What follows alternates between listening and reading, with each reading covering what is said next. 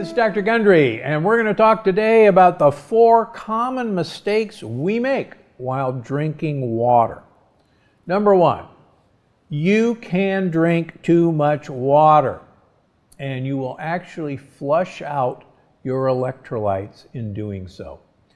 I can't tell you the number of times I see people who drink a lot of water before we draw their blood in our clinic. And they do that because their veins are hard to find. But invariably, after drinking a glass of water in the morning, a huge number of my patients will have actually very low sodium and chloride, that's salt, and potassium levels in their blood. And many of you know that the vast majority of people who die or collapse during marathons don't die from heart attacks. They actually die from hyponatremia, low sodium levels. And that's because they're drinking water at all those refill stops rather than water with electrolytes. So number 1, there is such a thing as drinking too much water. Number 2, there's actually never been a study that shows that you should drink 8 glasses of water a day. Apparently, no one ever told gorillas and chimpanzees that they have to drink 8 glasses of water a day. In fact, they don't drink much water at all. Why? Because they actually get most of their water by eating leaves and fruits that contain the water. And one of the things I try to convince my patients is that if you're eating organic lettuces and organic vegetables, you're actually using the plant's filtration system to get healthy water into you and actually activated water into you. So think about that the next time you say, oh my gosh, I have to have another glass of water for health. You're going to lower your electrolytes, you're going to lower the efficiency of your heart pumping, and it's easier to get it out of a big head of lettuce than drinking a glass of water. I frequently see people who are addicted to drinking water, and we actually have to have them supplement multiple times a day with salt tablets or electrolyte powders.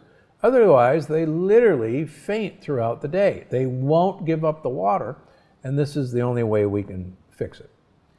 Now, stop drinking carbonated water, number 2. Carbonated water actually acidifies the water. Now, for the good news, in Italy, by law, carbonated waters have to be pH balanced so that they're a normal pH. No other country has that law, including the United States. My favorite is San Pellegrino. I have no relationship with them, but I drink it all the time. Why do I drink it? 2 reasons. Number 1, it's pH balanced. It has a pH of 7.0. But number 2, San Pellegrino has the highest sulfur content of any bottled water. Sulfur is incredibly important for making hydrogen sulfide, which I've talked about in the energy paradox and in unlocking the keto code, is one of the key postbiotic gases that improves your blood vessels, improves your brain, and you can get sulfur by drinking San Pellegrino. Finally, San Pellegrino has actually been measured to have the lowest level of impurities of any water tested. Now, the other good news is that Italian waters by law have to be pH balanced. So if you can't find San Pellegrino, you don't want to spend the money, there's a number of Italian waters on the market that you can find at Trader Joe's, you can find them at Costco. They're easy to find. So Italian carbonated waters are the way to go, but San Pellegrino stands head and shoulders above all the rest of them. Number 3, please, please, please avoid water in plastic bottles. Lots of reasons for this, but the most compelling one is that plastic bottles leach a chemical called phthalates into the water. And phthalates are one of the worst endocrine disruptors that have yet been discovered. Endocrine disruptors change how signals from estrogen and other female and male hormones are interpreted.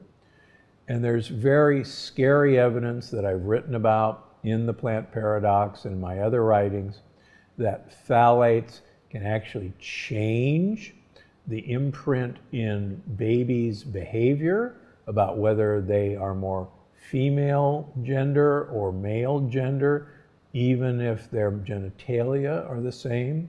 We know that phthalates actually shrink the size of baby boys' penises, and that doesn't sound like a great idea.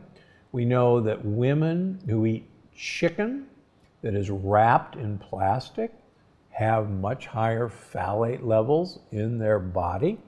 So please avoid water in plastic bottles. I realize it's convenient, but it's deadly for reasons you can't feel or see.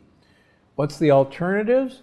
Get yourself a glass bottle or a stainless steel bottle. They're easy to find, they're easy to carry. There's bunches of insulated ones now on the market.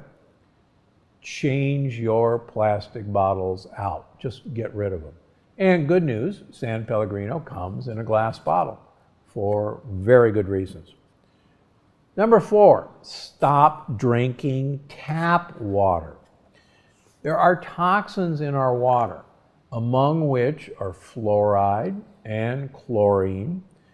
You can actually go to a site to check out your water quality, and it's called ewg.org. I have it in the Plant Paradox, but go to ewg.org and look. You can put in your zip code, you can put in your community, and find out the water quality. And it'll actually shock you for the most part. Now, do you want filtered waters? So this is a personal preference, but certainly a Brita water filter, and I have nothing against them or for them. I'm not a paid spokesman for them. I'm not a consultant for them, but a Brita water filter will work just fine for your purposes. On the other hand, if you can afford it, there are a number of reverse osmosis filters on the market that are either freestanding or can be built in. Because of their popularity, they're getting more and more affordable. So if you can find one and can afford it, get a reverse osmosis filter. Now, you can actually over-filter water. Some people take this to the extreme and buy distilled water or distill their own water. The problem with it is water should have some valuable electrolytes in them. You're going to get rid of all the potential good minerals and micronutrients in your water if you distill your water. My recommendation, if you're going to do that, and that will guarantee the purity of your water, please consider adding a multi-mineral supplement to your supplement regimen.